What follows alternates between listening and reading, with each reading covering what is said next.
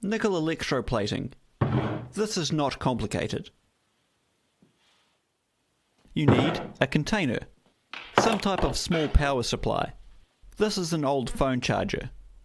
Anything that pumps out less than about 1 amp will do. If you can't find a power supply, a couple of batteries will work. Vinegar, just plain old white vinegar. Salt, like you sprinkle on steak. And a piece of whatever metal you want to plate with. Start with nickel. But where do I get the nickel from? eBay. Search for nickel anode.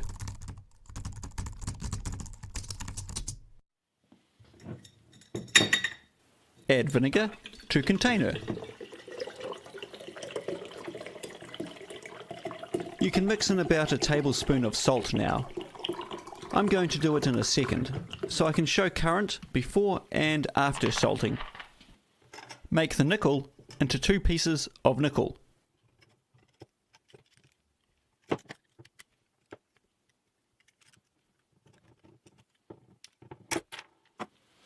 Hang each piece over the edge of the container. Connect the power supply to each piece of nickel. Positive to one piece, negative to the other. That's it. Now you're making nickel electrolyte. It's really that easy. But what about the salt? The only reason we add salt is to increase the conductivity of the liquid. Watch the multimeter as I add salt.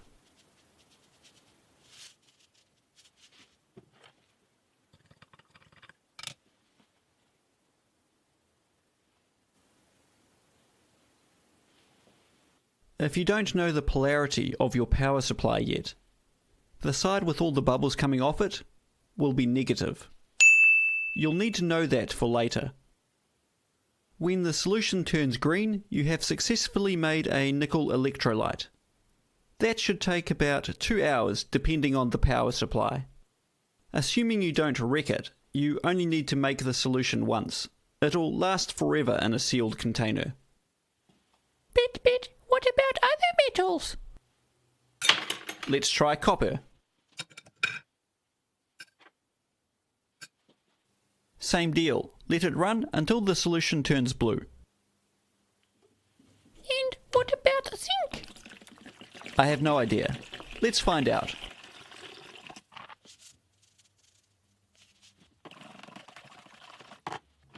Excuse the giant zinc anodes. I already had these. And excuse the lunchbox. I ran out of jars. Zinc doesn't make the solution change colour. Just leave the power on for a couple of hours and assume it's working. While the 3 electrolytes are brewing, let's get some test pieces ready. To get a successful plate, your parts need to be immaculately clean and grease-free. If you're dealing with rusty parts, you'll have to go through a whole process to get them back to good clean metal. But for these little test pieces, a squirt of brake clean will do.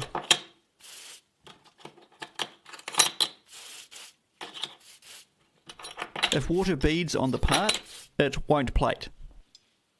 Now, wire up your part on some copper wire.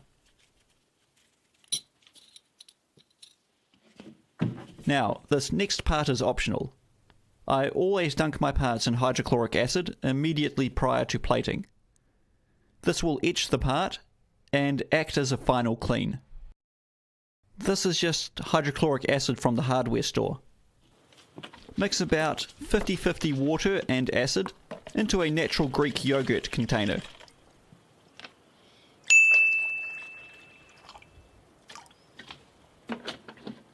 At a 50-50 mix, I leave my parts in for about 1 minute.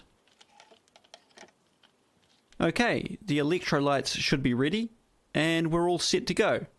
Let's get plating. This is what your nickel electrolyte should look like after an hour or 2 of brewing. It should be a definite green, like delicious watery Gatorade. It will get more concentrated as you use it, so don't worry too much about how green it looks to start with. Get some tap water ready. This is just for rinsing the acid off the parts, so you don't mess up the electrolyte.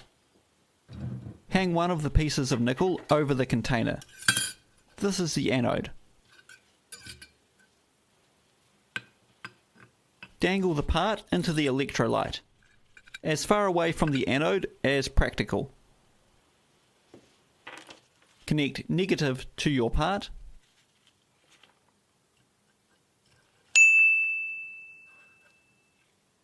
Connect positive to the nickel anode. And power up. You should see bubbles on the part. Congratulations, you are electroplating.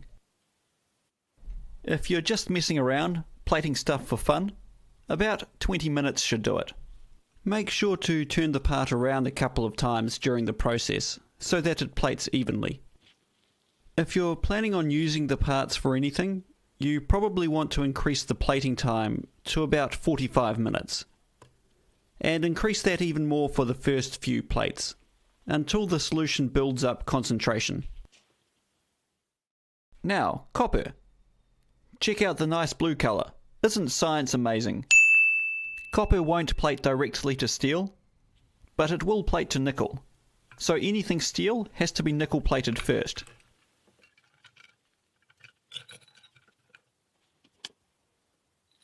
And from there, it's exactly the same process as for nickel.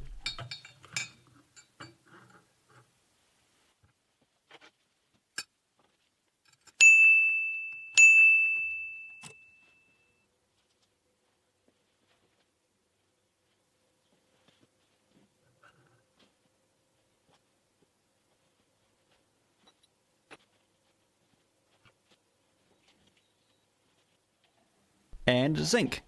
I don't actually know if this will work or not. Let's find out.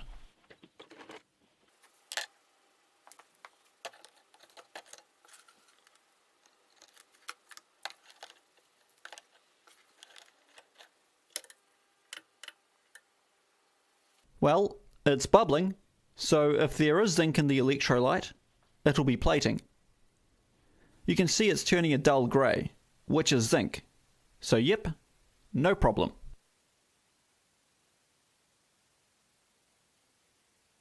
Okay, I think they're all done. Let's check out the results. The first square is the steel control, unplated. And here's the nickel plated part. Unless you stuff something up, nickel always turns out good. You'll be happy.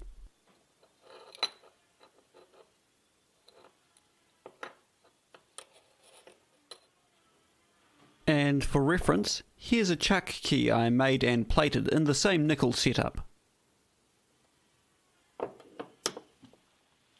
Next, zinc. The zinc turned out fine as well. That dull grey is what you're going to get without using brighteners. The dull side is as plated. I gave the other side a quick polish, just by hand with some Autosol.